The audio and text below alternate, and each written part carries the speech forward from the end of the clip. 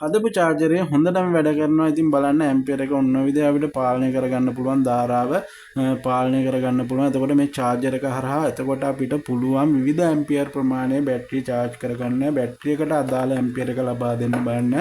Charger එක හරහා හොඳ ඇම්පියර් එකක් අපිට බලා ගන්න පුළුවන්. මේ බලන්න යාළුවනේ හොඳ ඇම්පියර් එකක් එනවා මේ චාර්ජර් එක හරහා. ඉතින් ඕනම බැටරියක් චාර්ජ් කරගන්න පුළුවන් මේ බැටරි චාර්ජරය හරහා. ආයිබෝවන් සුබ දවසක්. ඉතින් අද ඔන්න බැටරි චාර්ජර් එක මම හදන්න යන්නේ.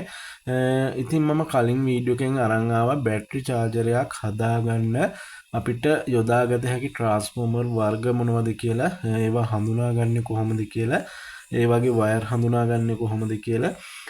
ඉතින් මං එතෙන්දි මතක් කරා 12 වෝල්ට් ට්‍රාන්ස්ෆෝමර් මේකට යොදාගන්න එපා. මොකද බැටරියක් charge කරන්න ඕන charging voltage එක 12 watt transformer එකකින් අපිට ගන්න බෑ. 13.8ක සිට 14.2 අතර voltage එකක් අනිවාර්යෙන් ලැබෙන්න ඕනි charger එක හරහා. නැත්තම් බැටරි එක හරියටම charge කරගන්න බෑ. ඉතින් ඒක මම මතක් කරලා මේ වීඩියෝ එකට අද එන්නම්. ඉතින් මේ වීඩියෝ එක බැලුවේ නැත්නම් අනිවාර්යෙන් බලන්න. මොකද අපි මුලින්ම සුදුසු ට්‍රාන්ස්ෆෝමරයක් මේ සඳහා තෝරාගත යුතුයි. ඊට පස්සේ මේ UPS ට්‍රාන්ස්ෆෝමර් එක තමයි මම අන්තිමේට තීරණය කරේ මේ සඳහා යොදා ගන්න. මොකද වැඩි ඇම්පියර් එකක් අපිට මේකෙන් ගන්න පුළුවන්. ඒතකොට කළුසුදු ටීවී එක ට්‍රාන්ස්ෆෝමරෙත් බැටරි චාර්ජර් එකට යොදා ගන්න පුළුවන්. 3 wheel බැටරියක් වගේ එකක් charge කරගන්න අපිට ඒක යොදා ගන්න පුළුවන්. ඉතින් වැඩි ඇම්පියර් එකක් ගන්න මම මේ ට්‍රාන්ස්ෆෝමර් එක යොදාගත්තා. එතකොට මේකේ වයර් හඳුනා ගන්න විදිහත් මම එතෙන්දි කතා කරා. අනිවාර්යෙන් මේ වීඩියෝ එකේ නිසා බලන්න.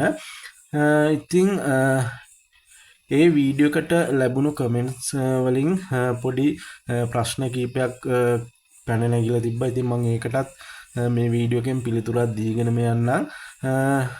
කෙනෙක් අහලා තිබුණා ෆුල් වේ ට්‍රාන්ස්ෆෝමර් එකක් එහෙම නැත්නම් සෙන්ටර් ටැපින් ට්‍රාන්ස්ෆෝමර් එකක් යොදාගත්තොත් ඒකේ වයර් දෙකක් සම්බන්ධ කරොත් ඇම්පියර් එක අඩු වෙන්නේ නේද ලැබෙන්නේ කියලා. ඔව් යාළුවනේ, එතෙන්දී අපි මෙහෙම දෙයක් කරන්න පුළුවන්. අපිට ඒකට ඩයෝඩ් දෙකක් භාවිතා කරලා වයර් තුනම සම්බන්ධ කරගෙන අපිට වැඩි ඇම්පියරයක් ගන්න පුළුවන් ට්‍රාන්ස්ෆෝමර් එක හරහා. මෙන්න මේ විදිහට අපි ප්‍රයිමරි වයින්ඩින් එක ඔන්නෝම ඇඳලා සෙකන්ඩරි වයින්ඩින් එක මැදින් ටැප් කරලා තියෙන්නේ. මෙන්න මෙහෙම ඩයෝඩ් දෙකක් අපිට භාවිතා කරන්න පුළුවන්. ඔන්න ඔය විදිහට ඩයෝඩ් දෙකක් භාවිතා කරලා මේ දෙක එකට කරන අපිට මේ පැත්තෙන් ධන ගන්න පුළුවන්. මෙන්න මේ අග්‍රයෙන් ඍණ ගන්න පුළුවන්. එතකොට කට්ටියට තියෙන තවත් ගැටලුවක් තමයි මෙන්න මේ චාර්ජර් වලට කැපැසිටි එකක් යොදා ගන්නවද යොදා ගන්න හොඳ නැද්ද කියන ප්‍රශ්නේ. ඉතින් යාළුවනේ සමහර අවස්ථාවල බැටරි චාර්ජර් වලට කැපැසිටි යොදාගෙන තියෙනවා. සමහර චාර්ජර් වලට කැපැසිටි යොදාගෙන නැහැ. එතකොට වර්තමානයේ තියෙන SMPS power supply වලින් නිර්මාණය කරපු බැටරි චාර්ජර් වල නම් අනිවාර්යෙන් කැපැසිටි තියෙනවා. කලින් තිබ්බ මෙන්න මේ වගේ ට්‍රාන්ස්ෆෝමර් එහෙම නැත්නම් ලීනියර් පවර් සප්ලයි යොදාගත්තු චාර්ජර් සමහරක් ඒ වගේ කැපැසිටි නැහැ. තනි ඩයෝඩ් එකෙන් තමයි වැඩ කරන්නේ මුළු චාර්ජර් එකම. ඉතින් මේ lead acid බැටරි භාවිතා කරන්න යාළුවනේ වාහන වලට. ඒතකොට වාහනේත් ඕල්ටර්නේටර් එකෙන් හැදෙන AC එක DC කරන්නේ බ්‍රිජ් රෙක්ටිෆයර් එක හරහා. ඊට පස්සේ එතන කැපැසිටි එකක් භාවිතා කරලා තියෙනවා. එතකොට මේකේ කැපැසිටි එක භාවිතා කරන එකේ ප්‍රශ්නයක් නැහැ. ඉතින් ඒකේ ලොකු ගැටලුවක් නැහැ. ඒ ගැන නම් ලොකු දෙයක් හිතන්න නැහැ. ඊට පස්සේ තව කෙනෙක් අහලා තිබ්බා එයාගේ චාර්ජර් එක හරහා වෝල්ටේජ් 15ක් අවුට් වෙනවා. ඒක වැඩිද කියලා. වෝල්ටේජ් 15 නම් ලොකු ප්‍රශ්නයක් නැහැ. ඒ වුණාට අපිට මේක අඩු කරගන්න පුළුවන්. ඉතින් මෙතනින් ලැබෙන ධනලු වෝල්ටේජ් එක අපිට තව ඩයෝඩ් කීපයක් මෙන්න මේ විදිහට සම්බන්ධ කරගෙන මෙතනින් ලැබෙන වෝල්ටේජ් එක අඩු කරගන්න පුළුවන්, ඩ්‍රොප් කරගන්න පුළුවන්. ඒ විදිහට අපිට 14.2කට මේක හදා ගන්න පුළුවන්. එතකොට සැලකිලිමත් වෙන්න ඕනේ මේ චාර්ජරය හරහා ලැබෙන ඇම්පියර් එකට වඩා වැඩි ඇම්පියර් එකකින් තියෙන ඩයෝඩ් මේකට භාවිතා කරන්න ඕනේ. ඉතින් ඒකත් මම සඳහන් කරගෙනම අද වැඩේට යන් චාර්ජර් එක නිර්මාණය කරන්න. ඉතින් මම කිව්වා UPS ට්‍රාන්ස්ෆෝමර් එක තමයි මම මේකට භාවිතා කරන්නේ. එදා මම ඔයාලට පෙන්නවුවා මේ තියෙන යාළුවනේ. එතකොට මේ දෙක මම එකට කරගෙන මෙතනට දාගත්තා පොඩි ස්ලිව් කෑල්ලක්. ඊට පස්සේ දෙපැත්තේ කෙලවර අග්‍ර දෙක ඔන්න ඔය විදිහට මම ඉවතට අරන් තියෙනවා. එතකොට මේ දෙකෙන් අපිට ගන්න පුළුවන් වෝල්ටේජ් 14ක්. එතකොට විදුලියට සම්බන්ධ කරන්නේ මම දාකුවා කළු අග්‍රය සහ මේ තැඹිලි පාට වයර් එක, මේ වයර් දෙක. එතකොට මෙතනින් ලැබෙන වෝල්ටේජ් 14 මේක එතකොට එන්නේ AC වෝල්ටේජ් එකක්. අපි මේක බැටරියක් charge කරන්න නම් DC කරගන්න ඕනේ. මම ඒකට මෙන්න මේ rectifier bridge එක භාවිතා කරනවා. බලන්න යාළුවනේ එතකොට මේ rectifier bridge එකේ ඔයාලට පේන ඇති මෙන්න මේකේ ටේපර් එකක් තියෙනවා. මෙතන ධන මාක් එකක් ගහලා තියෙනවා. එතකොට මේක ධන අග්‍රය, ඊට සාපේක්ෂව මේ පැත්තේ තියෙන එක ඍණ අග්‍රය. එතකොට මම කැපැසිටර් එකේ මේ බලන්න යාළුවනේ මේ වයර් එකක් යොදලා මෙතන ධන අග්‍රයට සම්බන්ධ කරලා දෙනවා. කැපැසිටර් එකේ ධන එක, කැපැසිටර් එකේ ඍණ එක මෙන්න මේකට තියලා පාස් කරගෙන තියෙනවා. ඊට පස්සේ යාළුවනේ ට්‍රාන්ස්ෆෝමර් එකෙන් ලැබෙන AC එක එතකොට මෙන්න මේ දෙපැත්තේ අනිත් අග්‍ර දෙකට ඔන්න ඔය විදිහට සම්බන්ධ කරන්න තමයි තියෙන්නේ. එතකොට මෙතනින් ලැබෙන AC වෝල්ටේජ් එක DC කරන අපිට මෙන්න මේ අග්‍ර දෙකෙන් මේකෙන් ධන වශයෙන්ුත් මේ පැත්තෙන් ඍණ වශයෙන්ුත් ලබා ගන්න පුළුවන්. එතකොට මේක ලබා දීපුවහම බැටරියට බැටරි එක charge වෙනවා. එහෙම හරිද? ලොකු ප්‍රශ්නයක් යාළුවනේ. එහෙම කරන්න එපා. මොකද ඔයාලා හිතන්න මේ ට්‍රාන්ස්ෆෝමර් එක හරහා ඇම්පියර් 8ක ඇම්පියර් එකක් එනවනම් අපි ඇම්පියර් 10ක බැටරියක් මේකට සම්බන්ධ කරොත් බැටරිය අනිවාර්යෙන් විනාශ වෙනවා. මොකද ඇම්පියර් 10ක බැටරියක් charge කරන්න ඕනේ ඇම්පියර් 1ක විදුලි ධාරාවක් යටතේ තමයි charge කරන්න ඕනේ. උපරිම ඊට අඩු වුණාට ප්‍රශ්නයක් නැහැ. උපරිම ඇම්පියර් 1කින් තමයි charge කරන්න ඕනේ. එතකොට මේකෙන් ඇම්පියර් 10ක් 8ක් එනවා නම් මේක සම්බන්ධ කරොත් බැටරිය සවුත් වෙනවා. ඉතින් අපිට දැන් මේකෙන් ලැබෙන ඇම්පියර් එක පාලනය කරන්න බෑනේ. උපරිම අගයක් එනවනේ. එතකොට අපි කොහොමද මේක charge කරගන්නේ? ක්‍රම දෙකක් මේකට භාවිතා කරන්න පුළුවන්. එකක් ෆිලමන්ට් බල්බයක් හරහා විදුලිය ලබා දෙන්න පුළුවන් බැටරියට. අනිත් එක control circuit එක ඇම්පියර් එක ධාරාව පාලනය කරගත හැකි සර්කිට් එකක් නිර්මාණය කිරීම. පළවෙනි ක්‍රමය මම කිව්වා යාළුවනේ අපි ෆිලමන්ට් බල්බයක් හරහා විදුලිය ලබා දීලා අපිට පුළුවන් බැටරි එක charge කරගන්න. එතෙන්දී යාළුවනේ charger එකෙන් ලැබෙන ධන වෝල්ටේජ් එක මෙන්න මේ බල්බ් එකේ එක අග්‍රයකට ලබා දීලා බල්බ් එකේ අනිත් අග්‍රය බැටරියට සම්බන්ධ කරනවා බැටරිය ධන අග්‍රයට. එතකොට බැටරි චාර්ජරේ ඍණ අග්‍රය කෙලින්ම බැටරියට සම්බන්ධ කරනවා. එතකොට මේ තියෙන යාළුවනේ වාහන වලට යොදා ගන්න බ්‍රේක් ලයිට් එකක්. එතකොට මේක වොට් 21ක ෆිලමන්ට් බල්බ් එකක්. එතකොට මේක හරහා අපි බැටරියට විදුලි ධාරාවක් ලබා දීමේදී ඇම්පියර් 1ක වගේ අගයක් මේක හරහා ගමන් කරනවා. ඉතින් අපිට පුළුවන් ඇම්පියර් 9 එතකොට 9 වගේ බැටරියක් මේක හරහා ලබා දීලා charge කරගන්න. ඊට පස්සේ යාළුවනේ මෙන්න මේක මේ බලන්න යාළුවනේ මේක ත්‍රිවිල් එක හෙඩ්ලයිට් බල්බය වොට් 33. එතකොට මේකෙන් පුළුවන් අපිට ඇම්පියර් 3ක 3.3ක වගේ ඇම්පියර් එකක් මේක හරහා යවලා බැටරි එක charge කරන්න. එතකොට ඇම්පියර් 35 ත්‍රිවිල් බැටරියක් ඇම්පියර් 45 වගේ කා බැටරියක් අපිට මේකෙන් charge කරගන්න පුළුවන් මේක හරහා බැටරියට විදුලිය ලබා දීලා. ඊට පස්සේ යාළුවනේ එතනින් එහාට ගියපුවාම අපිට පුළුවන් වොට් 55 වොට් 100 වගේ මේ වගේ ෆිලමන්ට් බල්බ් පාවිතා කරලා වැඩි ඇම්පියර් එකකින් යුතු බැටරි charge කරන්න බල්බ් එක හරහා විදුලිය ලබා දීලා විදුලි ධාරාවක් ලබා දීලා. ඊට පස්සේ ඊළඟ ක්‍රමයට ගියපුවම යාළුවනේ මෙන්න මේක අපිට භාවිතා කරන්න පුළුවන්. මේ තියෙන්නේ මොඩියුල් එක මේක බක් කන්වර්ටර් එකක් මේකට ලබා දීලා අපිට වෝල්ටේජ් 24ක් වුණත් දෙන්න පුළුවන්. ඊට පස්සේ මේකෙන් අපිට වෝල්ටේජ් එක පාලනය කරගන්න පුළුවන් 14.2කට අපිට අවශ්‍ය ප්‍රමාණයට මේකෙන් මේ මෙන්න මේ ඇඩ්ජස්ට්මන්ට් දෙකෙන් හදාගන්න පුළුවන් එකක් වෝල්ටේජ් එක පාලනය කරන්න පුළුවන්. අනිත් එක කරන්ට් එක එහෙම නැත්නම් ඇම්පියර් එක පාලනය කරගන්න පුළුවන්. ඉතින් මේ මොඩියුල් එක භාවිතා කරන්න පුළුවන්. එතකොට මේක ඇම්පියර් 10 ඇම්පියර් 20ත් මම හිතන්නේ තියෙනවා ගන්න. මේක භාවිතා කරන්න පුළුවන්. ඉතින් මම මේක භාවිතා කරන්නේ මම මේ වැඩේට හදාගත්ත පොඩි සර්කිට් එකක් මේ තියෙන්නේ. ඒක මේකෙන් මට පුළුවන් විදුලි ධාරාව කන්ට්‍රෝල් කරගන්න. ඉතින් මේකේ ලොකු කොටස් නෑ තියෙන්නේ. මෙන්න මෙතන තියෙනවා බලන්න යන්නේ C5200 NPN වර්ගයේ ට්‍රාන්සිස්ටර් දෙකක් එකම නම්බර් එකේ.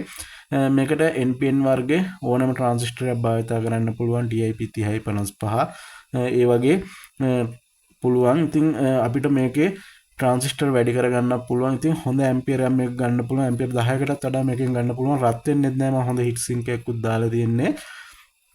එතකොට මේ ට්‍රාන්සිස්ටර් දෙකට අමතරව BC 547 ට්‍රාන්සිස්ටරයක් ඕනේ. එතකොට මේකේ ධාරාව කන්ට්‍රෝල් කරන්න 50k මොනෝ වර්ගයේ කන්ට්‍රෝල් එකක් ඕනේ. ඒකට යන වයර් තුන තමයි මෙන්න මේක මේ තියෙන්නේ. මම ඒක එලියෙන් සවිකරන නිසා වයර් තුන පාස් කරගත්තා. එතකොට මෙතන මේ කනෙක්ටර් එකක් දීලා තියෙන්නේ. මෙතන මේ 70/12 රෙගුලේටර් එකක් භාවිත කරනවා. මේකට මම ෆෑන් එකක් යොදා ගන්නවා. ඒ ෆෑන් එකට වෝල්ටේජ් ලබා දීමට තමයි මෙන්න මේ 70/12 රෙගුලේටර් එක භාවිත කරලා එතනින් ලැබෙන අවුට්පුට් එක මෙන්න මෙතන මේ කනෙක්ටර් එකට ලබා දීලා තියෙන්නේ. එතකොට අපිට ෆෑන් එක මෙතෙන්ට සම්බන්ධ කරගන්න පුළුවන්. එතකොට මෙන්න මෙතන මේකෙන් මම LED එකක් සම්බන්ධ කරනවා අපිට මේකේ ඉන්ඩිකේටර් ලයිට් එකක් විදිහට. එතකොට ඒකට මෙන්න මෙතන මේ 1K රෙසිස්ටර් එකක් කරහා තමයි දීලා තියෙන්නේ. මේ ඇතුලේ තියෙනවා මෙතන 1K රෙසිස්ටර් එකක්. ඊට අමතරව මෙතන තියෙනවා 0.1 මයික්‍රෝෆැරඩ් කැපැසිටර් එකක්. එතකොට ඔන්න ඔය කොටස් ටික විතරයි තියෙන්නේ. එතකොට මේ කන්ට්‍රෝල් සර්කිට් එකට අදාළව මෙතන ට්‍රාන්සිස්ටර් දෙකයි BC 547 ට්‍රාන්සිස්ටර් එකයි මෙන්න මේ කැපැසිටර් එකයි 50k මොනෝ කන්ට්‍රෝල් එකයි විතරයි අවශ්‍ය. ඉතින් සරල පරිපතයක් හරි ලේසියෙන් හදා ගන්න පුළුවන්. මම ඩයග්‍රෑම් එක ඉදිරිපත් කරනවා. ඉතින් මේක භාවිතා කරන සහ මේ වැඩේට මම තව යොදා ගන්නවා මෙන්න මේ වගේ ඇම්පියර් මීටර් එකක්. එතකොට ෆෑන් එකක්, මෙන්න මේ වගේ සිලෙක්ටර් ස්විච් එකක්, මෙන්න මේ කන්ට්‍රෝල් එකක්, ඔන්න ඔය වගේ කොටස් ටිකක් සම්බන්ධ කරන හොඳ චාර්ජර් එකක් මම හදනවා. ඉතින් ඒකේ කොටස් ටිකත් හඳුනා ගමු. එතකොට යාළුවනේ මේ තියෙන්නේ මම බැටරි චාර්ජර් එක නිර්මාණය කරන්න සැලසුම් කරපු පරිපථ සටහන. මම මේ කෙලවරේ ඉඳන් ඔයාලට මේක පැහැදිලි කරන්නම්. එතකොට මම ට්‍රාන්ස්ෆෝමර් එකට විදුලිය ලබා දෙන්නේ මෙන්න මෙතන මේ ස්විච් එක හරහා. ඊට පස්සේ බලන්න යාළුවනේ ට්‍රාන්ස්ෆෝමර් එකෙන් සෙකන්ඩරි වයින්ඩින් එක පැත්තේ හැම නැත්නම් මේ ට්‍රාන්ස්ෆෝමර් එකෙන් අවුට් වෙන වෝල්ටේජ් එක AC 14ක් ලැබෙනවා. ඒ AC 14 ලබා දීලා තිනවා රෙක්ටිෆයර් බ්‍රිජ් එකට. එතකොට රෙක්ටිෆයර් බ්‍රිජ් එකේ සමහරක් ඒ වගේ මෙන්න මේ AC මාක් එක යොදලා තියෙනවා. සමහරක් ඒ වගේ නෑ. ඉතින් අපිට ඒක මල්ටිමීටර් වලින් පරීක්ෂා කරලා හොයාගන්න පුළුවන්. ඊට අමතරව යාළුවනේ රෙක්ටිෆයර් බ්‍රිජ් එකේ අනිවාර්යෙන් ධන මාක් එක සඳහන් කරලා තියෙනවා. ධන අග්‍රය තියෙන තැන. එතකොට ඊට සාපේක්ෂව අනිත් අග්‍රය ඍණ. එතකොට ඒ දෙක අතහැරලා අනිත් දෙකට අපිට ට්‍රාන්ස්ෆෝමර් එකෙන් ලැබෙන අග්‍ර දෙක සම්බන්ධ කරන්න පුළුවන්. ඉතින් එහෙම දැන් මෙතෙන්ට ලැබුණු AC එක එතකොට මෙතනින් DC වෙනවා. ධන සහ ඍණ වශයෙන් වෙන් වෙනවා. එතකොට යාළුවනේ මේ ධන අග්‍රය සහ මෙතනින් ලැබෙන ඍණ අග්‍රය අතරට මම කැපැසිටර් එකක් භාවිත කරනවා. 50 වෝල්ට් කැප් එකක්. මම මේකේ මයික්‍රෝෆැරඩ් ගාන සඳහන් කරලා නැහැ. ඔයාලට පුළුවන් 2200 වගේ එකක් යොදන්න. ඊට පස්සේ යාළුවනේ මේ ධන සහ ඍණ අග්‍රය අතරට LED එක සම්බන්ධ කරා. මොකද මේ පරිපථ කොටසට විදුලිය ලැබෙනවා කියලා අපිට එතකොට හොයාගන්න පුළුවන්. එතකොට 1K රෙසිස්ටර් එකක් හරහා තමයි මම මේක සම්බන්ධ කරගත්තේ මේ LED එක. ඊට පස්සේ බලන්න යාළුවනේ කැපැසිටර් එකේ ධන පැත්තෙන් ලැබෙන ධන වෝල්ටේජ් එක ලබා දීලා තියෙනවා 78/12 රෙගුලේටර් එකේ පළවෙනි පින් එකට. එතකොට 78/12 රෙගුලේටර් එකේ මැද පින් එක, ඒ කියන්නේ දෙවෙනි පින් එක ග්‍රවුන්ඩ් එකට, ඒ කියන්නේ ඍණ විදුලියට සම්බන්ධ කරලා තියෙනවා තුන්වෙනි අග්‍රයෙන්. එතකොට අපිට වෝල්ටේජ් 12ක් අවුට් කරගන්න පුළුවන්. මේකම ලබා දීලා තියෙන්නේ ෆෑන් එකට. ඊට පස්සේ බලන්න යාළුවනේ මම මෙතන මේ ප්‍රධාන කැප් එකේ ධන පැත්තෙන් ලැබෙන ධන වෝල්ටේජ් එක ලබා දීලා තියෙන්නේ ෆියුස් එකක් කරහා. මොකද මේකේ සර්කිට් එකේ ෂෝට් එකක් වුණොත් මේ ෆියුස් එක යන විදිහට තමයි මම නිර්මාණය කරලා තියෙන්නේ. මොකද නැත්තම් මේකේ ට්‍රාන්ස්ෆෝමර් එක සහ බැටරිය උනස් සවුත් වෙන්න පුළුවන්. ඒ නිසා මෙතන මම ෆියුස් එකක් භාවිතා කරනවා. එතනින් ලැබිච්ච ධන වෝල්ටේජ් එක බලන්න යාළුවනේ. ෆියුස් එක හරහා ලැබිච්ච ධන වෝල්ටේජ් එක මෙතන සිලෙක්ටර් ස්විච් එකක් භාවිතා කරනවා මම 2way ස්විච් එකක්. ඒකේ අප්ග්‍රේඩ් ලබා දීලා තියෙනවා. එතකොට මේ ස්විච් එක පැත්තකට සීරු මාරු කරපුවම කෙලින්ම ඒකෙන් ලැබෙන ධන වෝල්ටේජ් එක මෙන්න මෙතන මේ ඇම්පියර් මීටර එක හරහා බැටරිය ධන කනුවට යනවා. එතකොට බැටරිය ඍණ අග්‍රය කෙලින්ම මේ සර්කිට් එකේ කැපැසිටි එකේ ඍණ අග්‍රයට එම කියන්නේ බැටරි චාර්ජර් එකේ ඍණ වෝල්ටේජ් එකට ලබා දීලා තියෙනවා. එතකොට අපිට මේ ස්විච් එක මේ උඩ කොටසට සීරු මාරු කරපුවාම කෙලින්ම මේකින් ලැබෙන ඇම්පියර් එක 8යි නම් ඒ ඇම්පියර් 8ම මේ ඇම්පියර් මීටර එක හරහා බැටරියට ලැබෙනවා.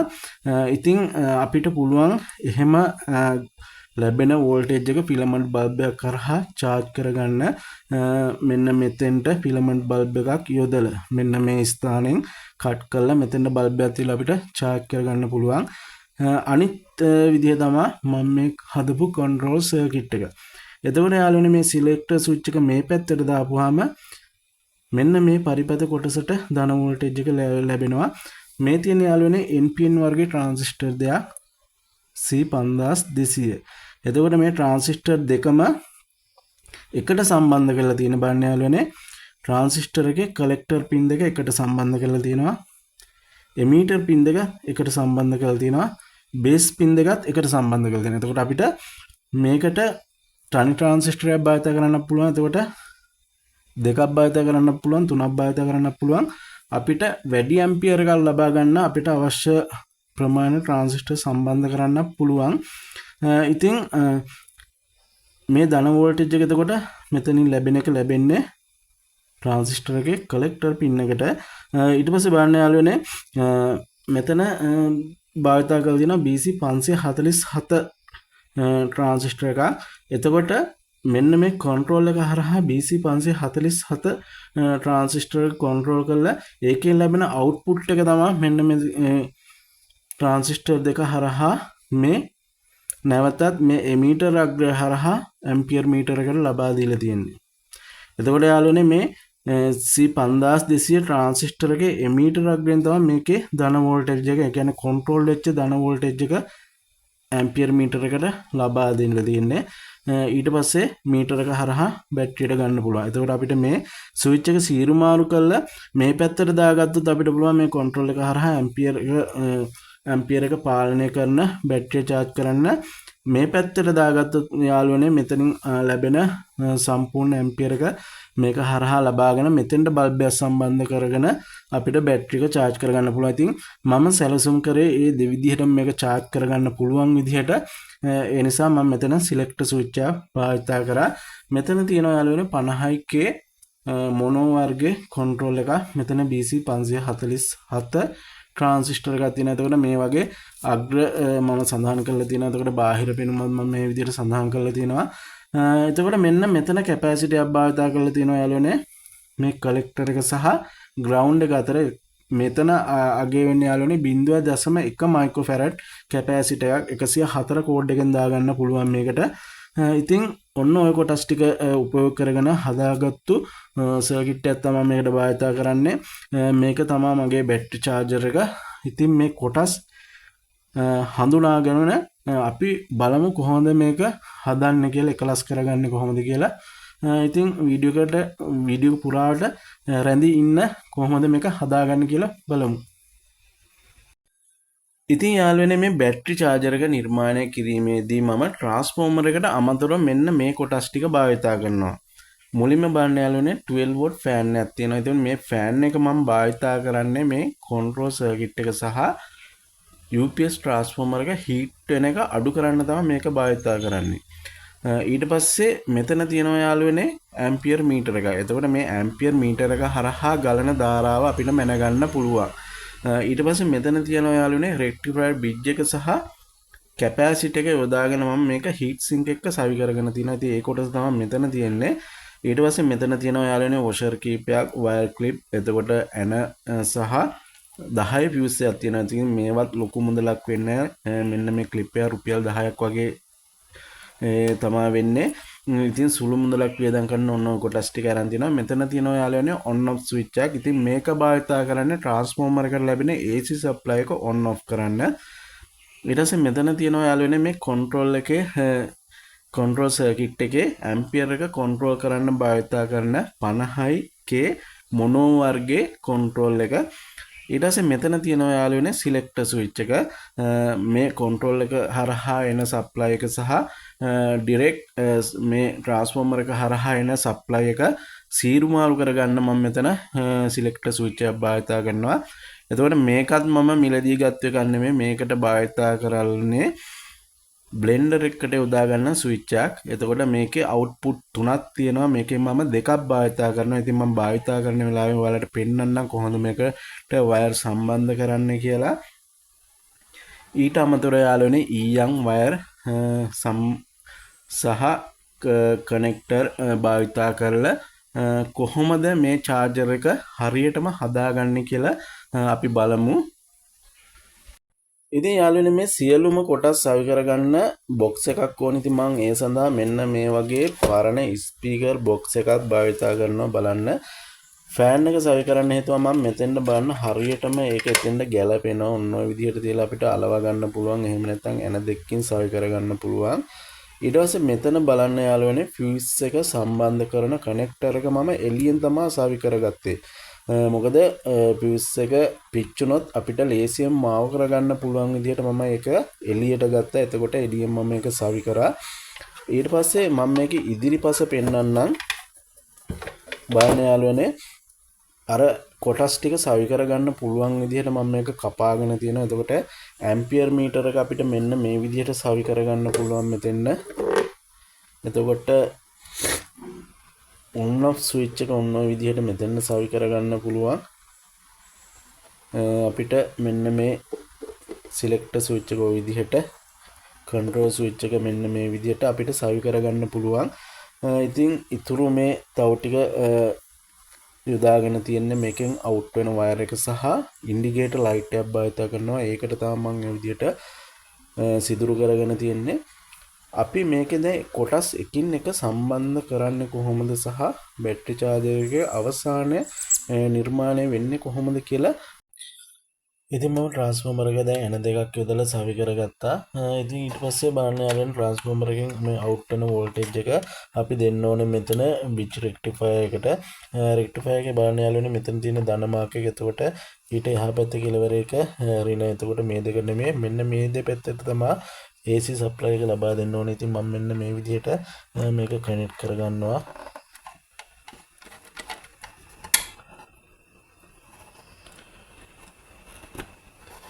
ඔන්න යාළුවනේ ඔන්න විදිහට ඒ දෙක කනෙක්ට් කරගත්තා. ඊට පස්සේ අපිට මෙන්න මේකෙන් ධනාග්‍රයත් අනිත් පැත්තේ කෙලවර එකෙන් ඍණාග්‍රයක් ගන්න පුළුවන්. එතකොට ඒක ලබා දෙන්න ඕනේ මෙන්න මේ සර්කිට් එකේ මම වයර් දෙක පාස් කරගෙන තියෙනවා. මේකෙන් DC වල එන ධාරාව ලබා දීමට.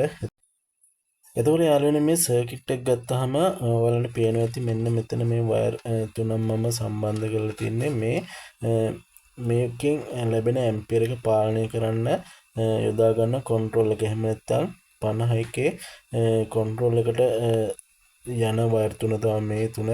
එතකොට මෙන්න මේක රෙක්ටිෆයර් බ්‍රිජ් එකෙන් ලැබෙන DC එක මේ පරිපතයට දෙන්නේ මෙන්න මේ වයර් දෙකෙන්. එතකොට මෙතන කනෙක්ටර් එකෙන් ෆෑන් එකට ලබා දීලා තියෙනවා. එතකොට මෙන්න මේකෙන් මෙන්න මේ ට්‍රාන්සිස්ටර් එකේ එමීටර් අග්‍රයෙන් තමයි මේ වයර් එක යන්නේ. එතකොට මේකෙන් තමයි මේ කන්ට්‍රෝල් එක හරහා ලැබෙන ඇම්පියර් එක අවුට් කරගන්නේ. එතකොට මේකෙන් තමයි මේ සර්කිට් එකට two-way switch එක හරහා මේ පරිපතයට විදුලිය ලබා දෙන්නේ මේ අග්‍රයෙන්. එතකොට අපි මෙතෙන්ට තව වයර් එකක් සම්බන්ධ කරගන්න ඕනේ. ෆියුස් එකට විදුලිය ලබා දීලා ෆියුස් එක හරහා නැවත මේ බෝඩ් එකට වෝල්ටේජ් එක ලබා දීම සඳහා. එතකොට මම මේ වයර් එකක් පාස් කරගෙන මේක සවි කරගෙන මූණත කොටසේ වයර් ටික සම්බන්ධ කරගෙන චාර්ජර් එක කම්ප්ලීට් කරගෙන මම අරන් එන්නම්. ඉතින් මේකේ මම වයර් සම්බන්ධ කරලා තියෙන්නේ ඔන්න ඔය විදිහට. ඉතින් ඔයාලට මේ වයර් ගොඩක් තියෙන හින්දා හොයාගන්න අමාරුයි. ඉතින් අනිවාර්යෙන් පරිපථ සටහන බලන්න. එතකොට මේක ලේසියෙන් ඔයාලට අවබෝධ කරගන්න පුළුවන් වෙයි. මම කෙටියෙන් මේක දැන් සඳහන් කරන්නම්. එතකොට ට්‍රාන්ස්ෆෝමර් එක හරහා ලැබිච්ච AC එක මෙන්න මෙතනින් රෙක්ටිෆයර් බ්‍රිජ් එක හරහා DC කරගෙන එතනින් ලැබෙන DC එක මෙන්න මේ සර්කිට් එකට ලැබෙනවා. ඒ සර්කිට් එක ලබා දීලා තියෙන මෙන්න මේ වයර් එකෙන්. ඊට පස්සේ සර්කිට් එකෙන් ලැබිච්ච DC සප්ලයි එකේ ඍණ වයර් එක කෙලින්ම මෙන්න මෙතන යාළුවනේ මෙන්න මේ කළු වයර් එක හරහා මෙන්න මේ ස්ථානට ලබා දීලා තියෙනවා. එතකොට එතනින් තමයි බැටරි එකට ලබා දෙන ඍණ වෝල්ටේජ් එක නැත්නම් බැටරිය ඍණාග්‍රය සම්බන්ධ කරන්නේ ඒ වයර් එකට. එතකොට යාළුවනේ මේකෙන් ආපු ධන සප්ලයි එක ලබා දීලා තියෙන මේකේ මේ යට පැත්තේ තියෙන ෆියුස් එකට. එතකොට ෆියුස් එකේ අනික් කෙලවරෙන් ලැබෙන රිටර්න් එක ලබා දීලා තියෙන්නේ බලන්න යාළුවනේ මෙන්න මෙතන තියෙන මේ ස්විච් එකේ මැද පින් එකට. එතකොට යාළුවනේ ස්විච් එක මෙතන බලන්න යාළුවනේ අග්‍ර තුනක් තියෙනවා. එතකොට මේ තියෙන පළවෙනි අග්‍රය. එතකොට මේ ස්විච් එක පළවෙනි ස්ථානයට සීරු මාරු කරපුවාම කඩාගත්තාම මෙතනින් ලැබෙන මේ ධන වෝල්ටේජ් මෙතෙන්ට ලැබිච්ච ධන වෝල්ටේජ් එකේ රිටර්න් එක මෙතනින් ලැබිලා ඒක ලබා දීලා තියෙනවා මෙන්න මේ ඇම්පියර් මීටර් එකට. ඇම්පියර් මීටර් එකෙන් අවුට් වෙන එක ඊට පස්සේ නැවත ලබා දීලා තියෙනවා මෙතෙන්ට. එතකොට මේක අපිට පුළුවන් බැටරියට ධන සප්ලයි එක ලබා දෙන්න. නැවත කියන්න යාළුවනේ එතකොට මේ පරිපථය හරහා ලැබෙන ධන වෝල්ටේජ් එක ෆියුස් එක හරහා මේ ස්විච් එකේ මේ අග්‍රයට ලැබෙනවා.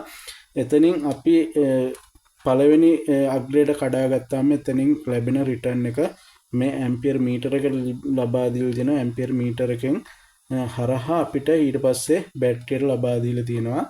ඊට පස්සේ බලන්න යාළුවනේ මේ ස්විච් එකේ දෙවෙනි පැත්තට කඩාගත්තාම මෙන්න මේ විදිහට කඩාගත්තාම මෙතෙන්ට ලැබිච්ච ධන වෝල්ටේජ් එක මේකෙන් අවුට් වෙනවා. ඒකෙන් වයර් එක සම්බන්ධ කරලා දීලා තින්නේ මේ කන්ට්‍රෝල් ස්විච් මේ කන්ට්‍රෝල් සර්කිට් එකට. එතකොට සර්කිට් එකෙන් ලැබෙන අවුට්පුට් එක එහෙම නැත්නම් ට්‍රාන්සිස්ටර් හරහා එමීටර් අග්‍රයෙන් ලැබෙන අවුට්පුට් වෝල්ටේජ් එක නැවතත් ලබා දීලා තියෙනවා මේ ඇම්පියර් මීටර් එකට.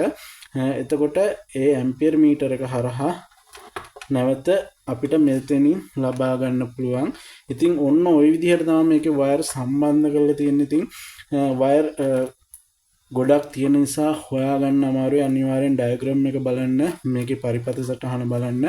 එතකොට මේක ලේසියෙන්ම ඔයාලට අවබෝධ වෙයි. ඉතින් බලමු මේක දැන් සවි කරගෙන ඉතින් ඔන්න බැටරි චාර්ජර් එක සවි කරගෙන අවසానයි. එතකොට අපිට දැන් පරීක්ෂා කරගන්න තියෙන්නේ මේක නිසියාකාරව වැඩ කරනවද කියලා. මම දැන් මේ චාර්ජර් එක විදුලියට සම්බන්ධ කරගෙන තියෙන්නේ. එතකොට මෙතන බලන්න යාළුවනේ මේ කළු සහ රතු වයර් එකෙන් අපිට බැටරියට ලබා දෙන වයර් දෙක සම්බන්ධ කරන්න මෙන්න මේ ස්ථානයේ. එතකොට මේ අග්‍රය ඍණ, මේ අග්‍රය ධන. ඊට පස්සේ මේ තියෙන යාළුවනේ ප්‍රධාන ස්විච් එක. එතකොට මේකෙන් අපිට පුළුවන් ට්‍රාන්ස්ෆෝමර් එකට ලැබෙන සප්ලයි එක ඔන් ඔෆ් කරගන්න. එතනින් ඔන් කරගත්තට පස්සේ බලන්න යාළුවනේ මෙතන මේ ඉන්ඩිකේටර් ලයිට් එක පත් වෙනවා. ඒ කියන්නේ මේකේ ට්‍රාන්ස්ෆෝමර් එක වැඩ කළා අවුට්පුට් එකටත් වෝල්ටේජ් එක එනවා. ඒක නිසා තමයි මේ කහ පාට බල්බ් එක දැල් වෙන්නේ. එතකොට යාළුවනේ මේකේ ෆෑන් එකත් දැන් ඔන් වෙලා තියෙනවා. ඔයාලට ෆෑන් එකේ හඬ ඇහෙනවද දන්නේ නැහැ. දැන් ෆෑන් එකත් ඔන් වෙලා තියෙන්නේ. එතකොට මෙන්න මේ අවස්ථාවේදී චාර්ජර් එක ඕෆ් අවස්ථාවේ තියෙන්නේ. එතකොට මේ පැත්තට අපි කඩාගත්තාම මේ අවස්ථාවේදී යාළුවනේ චාර්ජර් එක හරහා ලැබෙන උපරිම ඇම්පියර් එක මෙන්න මේ අග්‍ර දෙකෙන් අපිට ගන්න පුළුවන්. එහෙම අරගෙන අපිට පුළුවන් මම ඔයාලට කලින් කිව්වා විදිහට සූත්‍රිකා බල්බයක් හරහා බැටරියට ලබා දීලා බැටරි එක charge කරගන්න. ඊට පස්සේ දෙවෙනි අවස්ථාව ඔන්න ඔය අවස්ථාවට දාලා අපිට පුළුවන් මේ control එක හරහා ඇම්පියර් එක එහෙම නැත්නම් ධාරාව පාලනයක් කරගන්න පුළුවන්. ඉතින් මම මුලින්ම ඔයාලට පෙන්නන්නම් මේ charger එක හරහා ලැබෙන වෝල්ටේජ් එක කීයක් ලැබෙනවද කියලා. ඉතින් යාළුවනේ මම මේකට කැපැසිටි එකක් භාවිතා කරපු නිසා අනිවාර්යෙන් වෝල්ටේජ් 19ක් 20ක වගේ අගයක් පෙන්නනවා. මොකද කැපැසිටි එකේ charge එක නිසා. එතකොට මේකට load එකක් එහෙම නැත්නම් බැටරියක් නැත්නම් බල්බයක් සම්බන්ධ කරොත් කැපැසිටර් එකේ charge එක බහිනවා.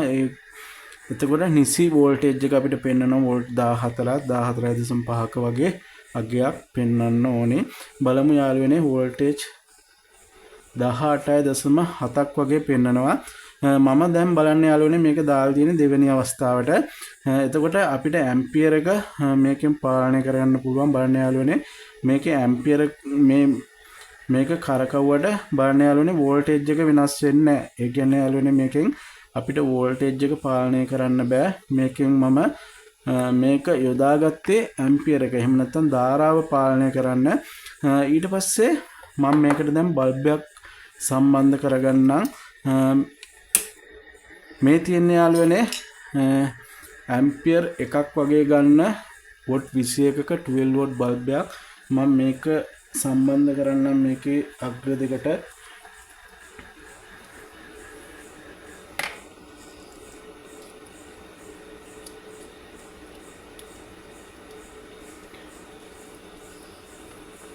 මම මල්ටිමීටරේ පොඩ්ඩක් පස්සකින් තියන්නම්.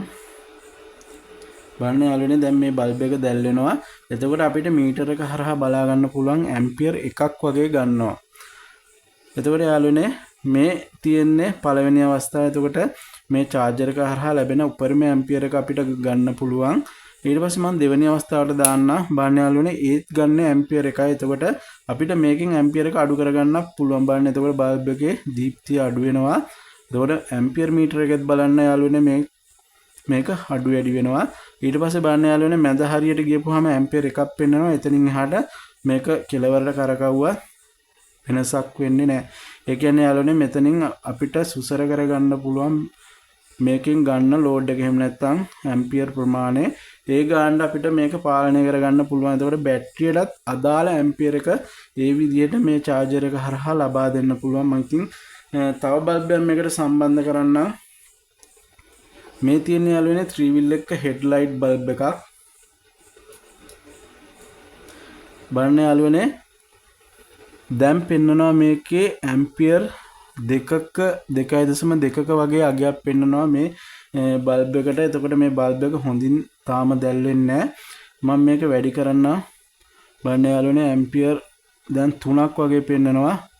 බලන්න යාළුවනේ 3කට ආසන්නව නවතිනවා. ඒ කියන්නේ මේ බල්බ් එක ඇම්පියර් 3ක් විතර ගන්න. මං අනිත් එකට සිසර කරන්න. බලන්න යාළුවනේ ඒත් ඒ ඇම්පියර් එකම තමයි පෙන්වන්නේ. ඉතින් අපිට පුළුවන් මේ එතකොට මේ charger එක හරහා ওই විදිහටම බැටරියක් charge කරන්න. මම බල්බ් දෙකම එකට සම්බන්ධ කරන්නම්.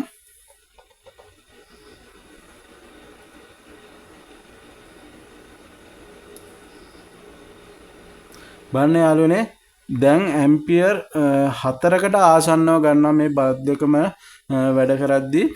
මම මේකටත් දාන්නම්. බලන්න යාළුවනේ ඒ ඇම්පියර් එකම තමයි පෙන්වන්නේ. එතකොට මේකෙන් අපිට පුළුවන් ඇම්පියර් එක ඕම් බලන්න අඩු කරගන්න. මේ ඇම්පියර් එක අඩු වෙනවත් එක්ක මේ බල්බ් එකේ දීප්තියත් අඩු වෙනවා. ඉතින් අපිට පුළුවන් ඔන්න ඔය විදිහට එතකොට දෙවෙනි අවස්ථාවට දාලා මේකෙන් ලැබෙන ධාරාව පාලනය කරන බැටරියට අවශ්‍ය ඇම්පියර් එක ලබා දෙන්න. ඉතින් ඔන්න ඔය විදිහට පුළුවන් ඔය ක්‍රම දෙකට එතකොට මේ බැටරි charger එක හරහා නිවැරදිව බැටරියක් charge කරගන්න. ඉතින් යාළුවනේ බැටරියක් charge කරන වීඩියෝ එකක් මම අනිවාර්යෙන් අරන් එනවා ඊළඟ වීඩියෝ එක විදිහට. මොකද අද වීඩියෝ එක ගොඩක් දික් වුණා. ඉතින් මට කාලයක් නැහැ බැටරිය නිසියාකාරව කොහොමද charge කරගන්නේ කියන එක පැහැදිලි කරන්න. ඉතින් බැටරියෙන් බැටරියට ලබා දෙන යුතු ඇම්පියර් එක වෙනස්. එතකොට ඒ ඇම්පියර් එක එහෙම නැත්නම් ඒ ධාරාව යටතේ charge කළ යුතු කාලය හොයාගන්න ඕනේ. ඉතින් ඒ විදිහට බැටරිය නිසියාකාරව charge කරගන්න විදිහ, එතකොට බැටරිය කාලයක් පවතින විදිහට නඩත්තු කරගන්න ආකාරය පිළිබඳව මම ඊළඟ වීඩියෝ එකෙන් අරන් එනවා. ඉතින් ඒ වීඩියෝ එකෙන් හමුවෙමු. හැමෝටම සුබ දවසක්. ඉතින් අද වීඩියෝ එක නරඹපු වීඩියෝ එක හර ඇඳී හිටිය හැමෝටම ගොඩක් ස්තුතියි. ඊළඟ වීඩියෝ එකෙන් හමු වෙන්නම්. ගිහින් එන්නම්. සුබ දවසක්.